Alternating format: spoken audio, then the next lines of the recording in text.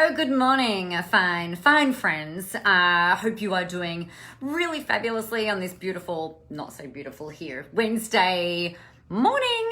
It is all things magic today. So as I was journaling this morning, I was kind of feeling like there was this magic in the air. I don't know if it was me being a little bit, I was feeling ready and glammed and pumped. I was on Ticker TV this morning. So live is their social media expert. So that was a whole bunch of fun. And I don't know if it was just that kind of feeling, but I'm sure that you have felt it as well. These feelings of being on the verge of something amazing. Good morning, Rebecca. You know, like how you can almost feel, sense, touch, smell the magic that's about to happen. You know, I don't know. Maybe it's just in anticipation of COVID being over, hopefully sooner rather than later, or what, I don't know. Maybe it's the book. I've been excitedly waiting for the draft covers to come through for my book. Oh my God, I saw one today. So excited. I think you're gonna love it. But it kind of got me thinking about this whole expectation versus knowing stuff. So, you know, like we're going to go a little bit woo for a minute today. And I think it's timely because I think magic has this, like when we're waiting for something to happen, there's a difference between expectation and knowing. And therefore what you manifest into your world is going to be different if you're expecting it versus knowing that it's coming. I mean, if you think about it, like expectation almost has this energy of, you know, I'm expecting this to happen, but I'll almost believe it when I see it, right? I'm expecting the magic to show up just around the corner. I'm expecting the sales to come in. Whereas if you slip more into knowing, you're likely to be sitting more in a faith space of just like, you're not even second guessing it. You just know that it's going to come through. You know you're going to be looked after. I was reading a post earlier today. Hi, Josie. Was reading a post earlier today of a friend of mine actually put up where she was talking about, actually it was somebody else talking to my friend, who was talking about how feeling anxious at spending money and things like that. And one of the comments was, well, you know, if you're always looked after, which is a knowing thing, not expecting that you're always looked after, because expectation often has strings attached to it. Whereas if you just know that something's going to happen, if you know that you're going to be looked after, if you have faith that you're going to be looked after, if you always know that everything is going to be okay, you know, she'll be right, then, you know, it's a different kind of feeling. It's a little bit more of a surrendering feeling than a getting in and controlling it. So my thinking on this was a little bit like we don't want to be silly, right? You don't just want to go and spend all of your money and then say, but I know I'm going to be looked after. She'll be right. Like you still want to be smart and savvy and aware and consciously deciding to invest in things or not. But I think the other thing, you know, if you think about expecting, like I don't expect that the sun is going to rise every morning. I just know that it is. I don't expect that my husband is going to come home after he's been off doing the work that he does every day. Like I just know that he's going to come home. Whereas, you know, if you're expecting certain things to happen, then it can knock you a little bit off your flow kilter. So I was thinking about that. And the other thing that I was thinking about in terms of magic, and I wrote a little bit about this last night, and that is about how you are knowing that the magic is always going to kick in versus expecting that the magic is going to kick in. To me, expectation kind of feels like it hasn't happened yet, right? It's a distant thing. You know, I'm expecting that I'm going to get that intuitive hit. I'm expecting that I'm going to get the download for what it is that I'm going to talk about. I'm expecting that the words are going to come out of my fingers. But you can also often, what ties into expectation is this feeling of like, all right, what do I need to do to make that stuff happen? Whereas if you're knowing, it's a bit more of an ease energy and things are more likely to flow. How the heck does this relate to any of your stuff in terms of marketing and business and things like that? Well, if you are creating content, which you all should be, if you're all getting ready to step into this spotlight, the thing that we need to consider is that there are two forms. Hello, Fleur, you gorgeous human.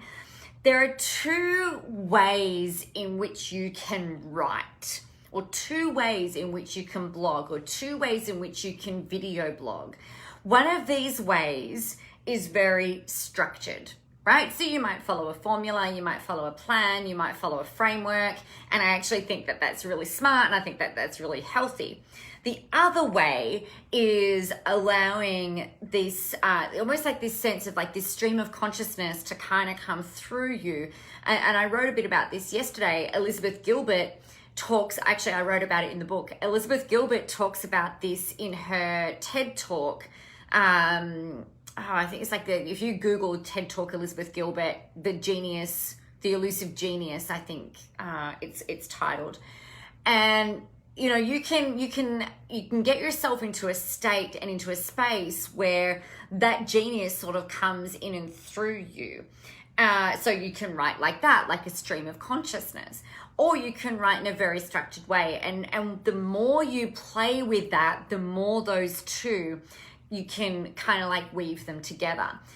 So for me, it's like, well, if I'm writing something that's very structured, like I write for Koshi's Business Builders a lot, I write for Inside Small Business, I write for like Dynamic Business, I write for a lot of serious kind of publications. And the way that I write for those is very structured because I'm respectful of the environment that writing is going into. Yeah, so I've developed and honed the skills of writing more article style things.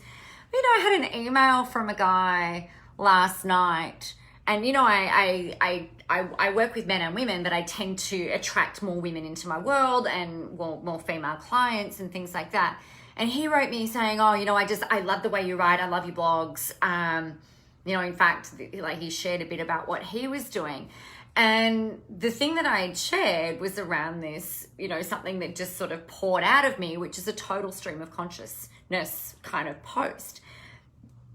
I think the thing for that though, like when I wrote that, is like I just know that the words are going to flow versus relying on the structure. So expecting to write something that's very structured is a very kind of like one way. And then you've got this more fluid way. You've got to hone both of these. So how do you do that?